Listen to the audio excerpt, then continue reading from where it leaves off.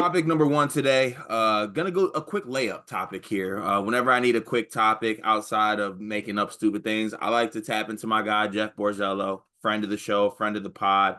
And every year ESPN comes out with like a criteria that they go through, and then they work through the 8 teams that could win a national title. Now, it's a very extensive list.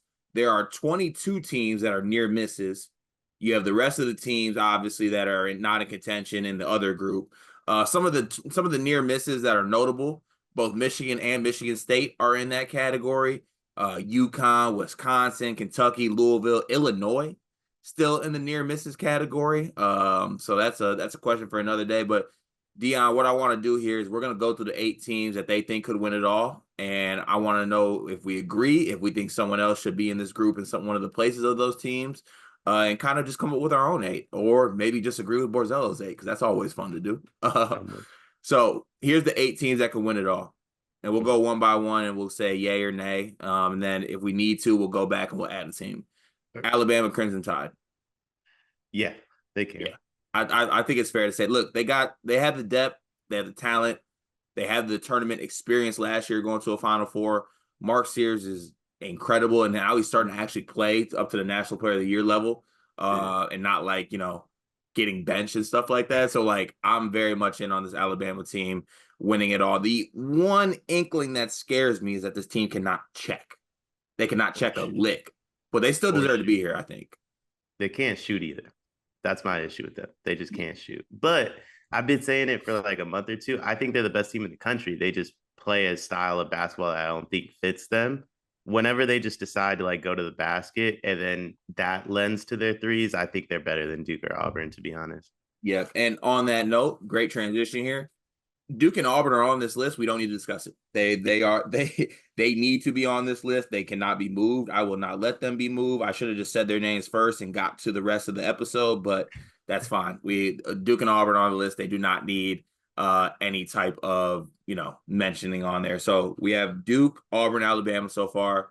Moving on, they have Florida, the Florida Gators. Now, I love the Gators.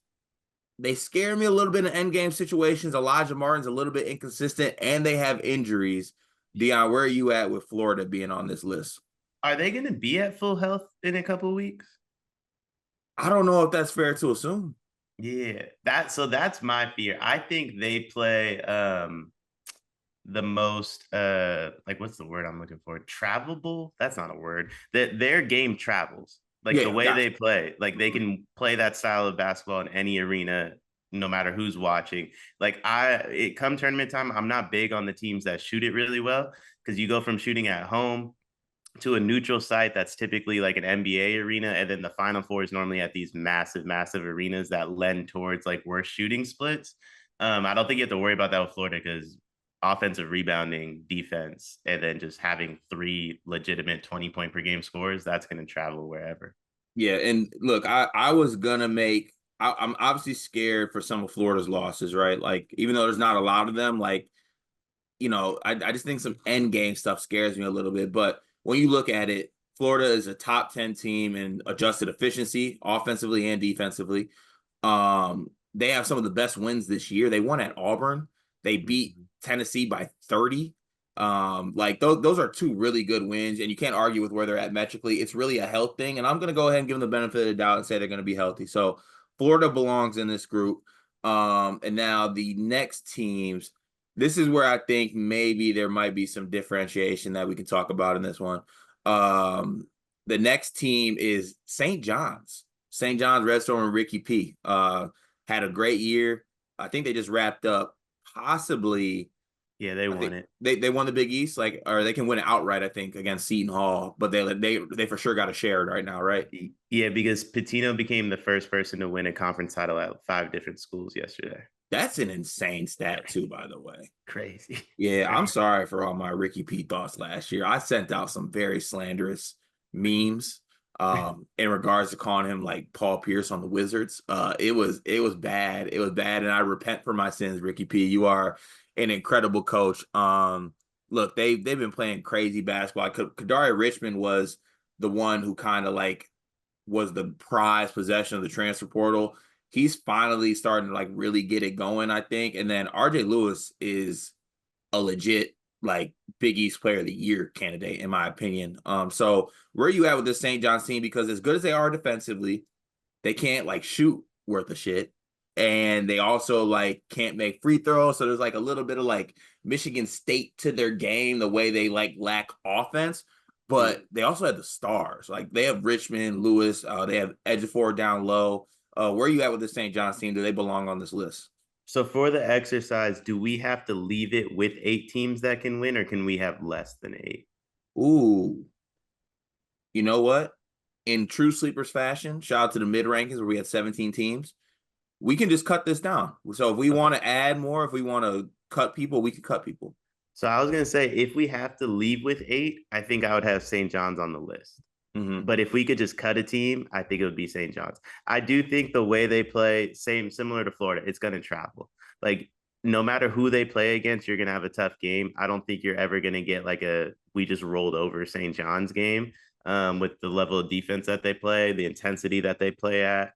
Like you never have to worry about Rick Pitino having this team play 100%, and I think that matters, especially come tournament time, because that's what you're hoping happens. Like when you play Duke or Auburn, they just drop a dud. Probably won't happen, but that's the hope. You don't have to worry about St. John's dropping a complete dud ever. Yeah, I think that's fair to say. Like I think they're the second best team in defensive efficiency. The defense is fun to watch. They're everywhere. They fly around the court. It's actually funny because Rick Pitino is like, I'm getting all my fat, unathletic dudes out, and we're gonna check. And like he did do that. And Ricky B just like is his team's biggest haters, and it just works. Like, and I honestly I respect it. I just the one question mark I have, and the reason I want to leave St. John's off is can what they do be sustained for 6 straight games in March? Like they have the guys, they have the personnel, they have the defense, but like on the same token that we want to take Duke out because they play in the ACC, quietly the Big East has been kind of mid this year. So Yeah. like, I don't know. I think St. John's deserves to be off this list. So yeah, as good as they are, we are going to remove St. John's from the list. Next up, we have the Tennessee Volunteers. Ooh, I don't believe in Tennessee. You ain't even we ain't got to get into this. Listen, I am I'm completely okay with being on the wrong side of history and like them getting this done and Rick Barnes getting over the hump and Chaz Lanier being great and all that. That is fine. There's a world where that happens. I just don't want to be on that side. I don't want Tennessee on this list. I could give you numbers. They might be wrong. I don't want Tennessee on the list. My only thoughts on it is similar to yours. Like I'm not going to run the numbers or nothing. If you're telling me this is a carbon copy of Dalton Connect's team, and Dalton Connect was a rookie of the year candidate, and Chaz Lanier is not going to be drafted, and that's the biggest switch. If it didn't work with Dalton, I just don't see how it would work with Chaz, respectfully. Yeah, and on a more serious note, I don't trust the player. Like I know people think Ziegler is a very trustworthy point guard. They trust Lanier. They trust all the guys. I personally don't. I don't trust them. It just looks like they're not going to make it there. They might make a run, but they're not going to make it there. And then last team they have on here is oh sorry, not we have 2 more teams left. Iowa State.